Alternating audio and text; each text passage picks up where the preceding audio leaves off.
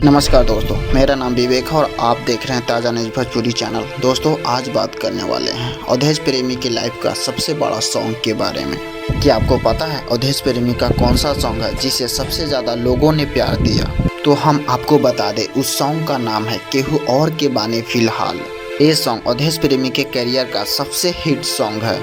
इस सॉन्ग के हिट होने के बाद अवधेश प्रेमी को लगातार फिल्म का ऑफर आने लगा और उन्होंने लगातार 2 फिल्म की शूटिंग की, पिवा हिंदुस्तानी और डायन। इन फिल्मों की रिलीज अभी तक नहीं हुई है। लॉकडाउन के वजह से इस फिल्म को रोका गया है। जैसे ही इन फिल्मों की रिलीज डेट अनाउंस होगा, सबसे पहले आपको इस चैनल पे देखने और सुनने को मिलेगा।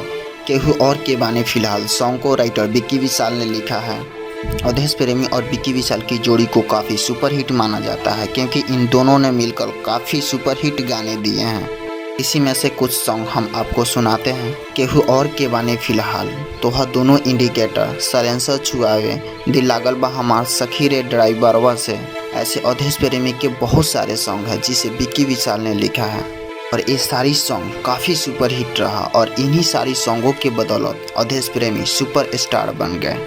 अगर आप चाहते हैं भोजपुरी सिनेमा से रिलेटेड सभी न्यूज़ सबसे पहले आप तक पहुँचे तो आप इस चैनल को सब्सक्राइब